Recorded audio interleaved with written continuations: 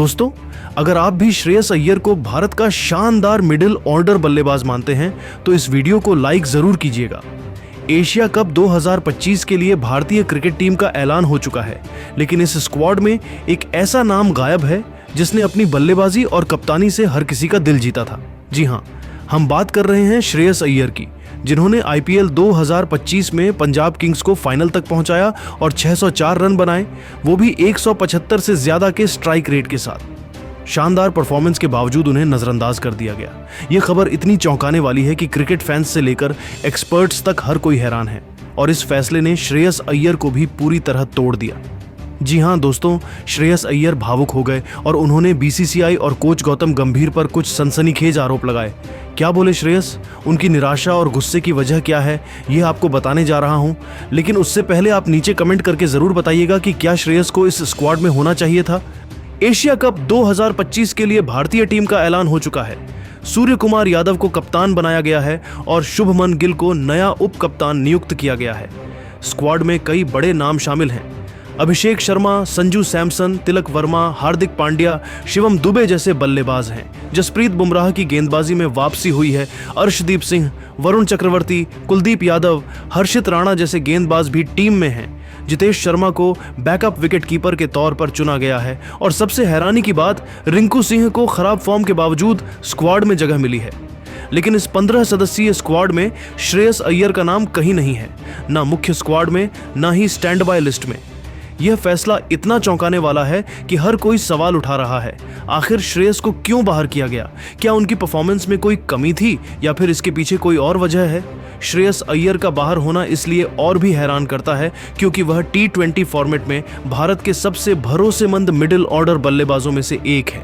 उनके T20 international career की बात करें तो उन्होंने 51 मैचों में 1104 रन बनाए हैं और उनका स्ट्राइक रेट 136.54 है।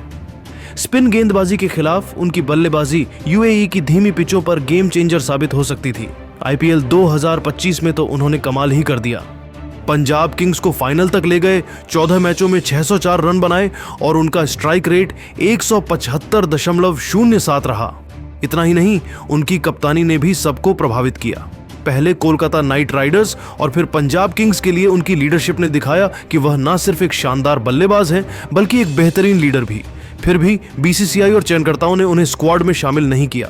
यह फैसला फैंस को बिल्कुल समझ नहीं आ रहा। टीम में जगह न मिलने पर श्रेयस अय्यर ने एक इंटरव्यू में अपनी दिल की बात रखी। आंसुओं को रोकते हुए भावुक अंदाज में उन्होंने कहा, मैंने हमेशा अपने देश के लिए दिल से खेला है, चाहे वो भारत के लिए हो या आईपीएल में मेरी फ्रेंचाइजी के लिए। मैंने हर बार अपनी पूरी जान लगा दी। आईपीएल 2025 में मैंने 60 से ज्यादा रन बनाए, अपनी टीम को फाइनल तक पहुंचाया। T20 फॉर्मेट में मैंने मिडिल ऑर्डर में लगातार अच्छा प्रदर्शन किया है, फिर भी मुझे नजरअंदाज कर दिया गया। ये मेरे लिए सिर्फ एक सिलेक्शन का मसला नहीं है, ये मेरे आत्मसम्मान का सवाल है। मैंने कभी शॉर्टकट नहीं अपनाया, हमेशा मेहनत और परफॉर्मेंस पर भरोसा किया, लेकिन लगता है कि अब सिलेक्शन सिर्फ परफॉर्मेंस का खेल नहीं रहा। श्रेयस ने बीसीसीआई और कोच गौतम गंभीर पर सीधे सवाल उठाए। उन्होंने कहा, मैं यह नहीं कहता कि कोई साजिश है, लेकिन कुछ फैसले समझ से परे हैं। गंभीर सर मेरे मेंटर रहे हैं, मैंने उनके अंडर केकेआर में खेला, उनकी कप्तानी और कोचिंग से बहुत कुछ सीखा, लेकिन मुझे नहीं पता कि मेरी कमी क्या है। रिंकू सिंह जैसे खिलाड़ी जो पिछले कुछ समय से फॉर्म में नहीं है, उन्हें मौका मिला, लेकिन मेरे जैसे परफॉर्मर को बाहर रखा गया। क्या यह इसलिए कि मैं अपनी बात खुलकर रखता हूं या फिर कोई और वजह है? बीसीसीआई को यह स्पष्ट करना चाहिए कि मेरे सिलेक्शन में क्या दिक्कत थी। अगर परफॉर्मेंस ही पैमाना है तो फिर मेरे आंकड़े सबके सामने हैं, मैंने क्या गलत किया?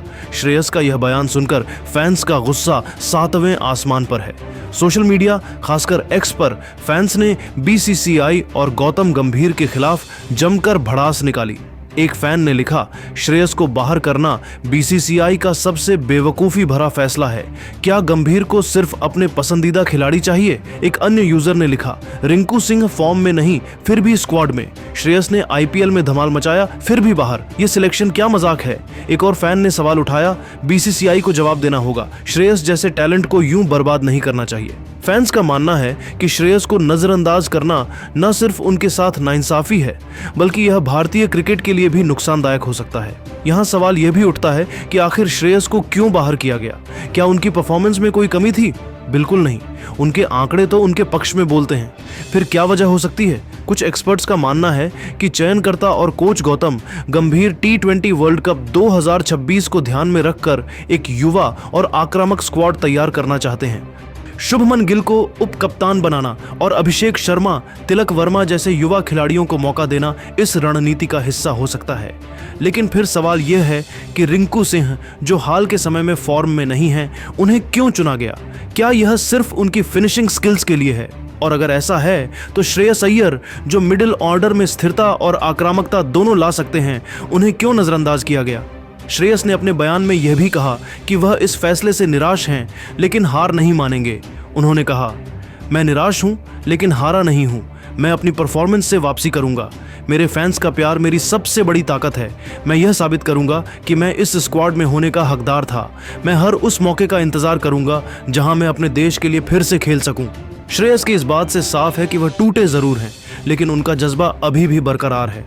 दोस्तों, यह पूरा मामला सिर्फ एक खिलाड़ी के सिलेक्शन का नहीं है। यह भारतीय क्रिकेट में चयन प्रक्रिया की पारदर्शिता पर भी सवाल उठाता है। जब एक खिलाड़ी इतनी शानदार परफॉर्मेंस देता है फिर भी उसे मौका नहीं मिलता, तो फैंस और खिलाड़ी दोनों के मन में सवाल उठना लाजमी है।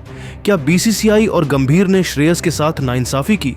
क्या यह फैसला सिर्फ रणनीति का हिस्सा है या इसके पीछे कोई और वजह है?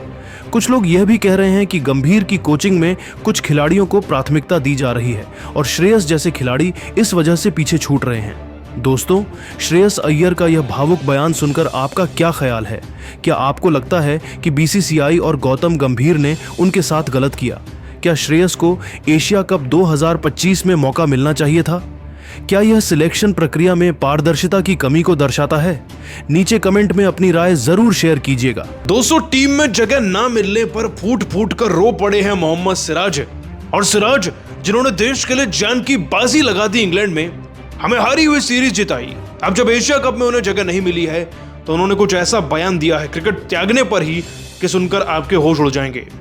तो सिराज ने क्या कुछ कहा, एक बार फिर से टीम में चयन ना होने पर उनका चौंकाने वाला पूरा बयान आपको दिखाने जा रहे हैं। लेकिन उससे पहले अगर आपको भी लगता है कि सिराज को जगह मिलनी चाहिए थी तो वीडियो को एक लाइक जरूर कीजिएगा। लाइक टारगेट मात्र 1000 लाइक का है, तो लाइक करना ना भूलें। दोस्तों, आज वो दिन है जब एशिया कप की टीम की घोषणा की जा चुकी है। वो 15 खिलाड़ी जिन्हें टीम में रखा गया है, जिनमें कुछ ऐसे खिलाड़ियों के भी नाम है जिन्होंने बहुत अच्छा परफॉर्मेंस दिया इस IPL के दौरान और फिर उन्हें जगह मिली है। लेकिन असल बात तो यह है कि अच्छा प्रदर्शन तो मोहम्मद सिराज का भी था।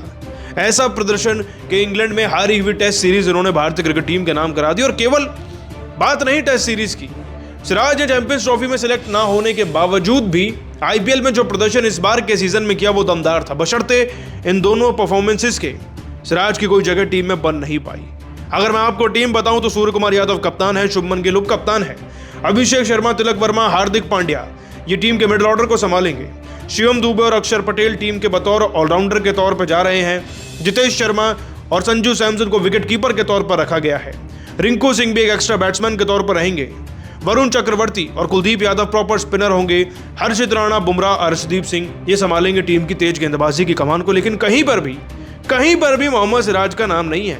इनफैक्ट स्टैंड बाई खिलाड़ियों की जो सूची है उसमें भी नहीं रखा गया। उसमें भी जायसवाल को रख लिया, ध्रुव जुरेल को रख लिया, रियान पराग को रख लिया, वॉशिंगटन सुंदर को रख लिया, प्रसिद्ध कृष्णा को रख लिया एक्स्ट्रास में। लेकिन सिराज की अब इतनी भी हैसियत नहीं रही कि वो भारतीय क्रिकेट टीम के स्टैंड बाई प्लेयर्स में आ सके और इसीलिए सिराज बहुत डिसअपॉइंटेड है। और होंगे भी क्यों नहीं। उन्होंने बीसीसीआई के लिए क्या नहीं किया, अपने देश के लिए क्या नहीं किया और अंत में क्या मिला उन्हें? केवल और केवल दगा, बेवफाई बीसीसीआई की तरफ से, जिस पर सिराज अब बेहद ही खफा है। और उन्होंने अपना बयान दिया है भाई, क्योंकि खिलाड़ी इतना अच्छा परफॉर्म करके भी देश की टीम में जगह नहीं बना पा रहा तो जाहिर सी बात है डिसअपॉइंटेड तो होगा ही। आपको बता दें, सिराज ने भावुक होते अपने बयान में कहा, यकीन नहीं हो पा रहा। एक बार फिर से मेरे साथ ऐसा पक्षपात हुआ। देश के लिए बेहतर परफॉर्मेंस करके दी, ना सिर्फ अपनी टीम को टेस्ट में जिताया बल्कि IPL में भी अच्छा किया। उसके बावजूद भी मुझे T20 से दरकिनार कर दिया गया। ये मेरा फेवरेट फॉर्मेट है, मैंने बहुत कुछ सीखा है इसमें। RCB से जब मैं निकला तब मैंने गुजरात के लिए अच्छा प्रदर्शन किया और पहली बार मैं खुलकर अपने प्रदर्शन के बारे में बोलना चाह रहा हूँ, क्योंकि मैं चाहता था कि मैं एशिया कप स्क्वाड का हिस्सा बनूं, लेकिन मुझे नहीं चुना गया। चुनना ना चुनना मेरे हाथ में नहीं है, मेरे हाथ में प्रदर्शन करना है और मैं करता हूँ, बखूबी करता हूँ। अपने देश को जिताने के लिए जी जान एक करता हूँ, लेकिन ये लोग मुझे फिर भी टीम से दूर रखना चाहते हैं। ना जाने वो कौन सी एक समस्या है जो मुझे टीम में नहीं आने दे रही। इनके नजरिए से अपने देश के लिए प्रदर्शन करना मेरे लिए सर्वोच्च कर्तव्य है, पर लोग नहीं चाहते शायद कि मैं अपने देश के लिए खेलूं। तो ठीक है, मैं क्रिकेट ही खेलना त्याग दूंगा तो शायद किसी भी फॉर्मेट में इन लोगों को दिखना बंद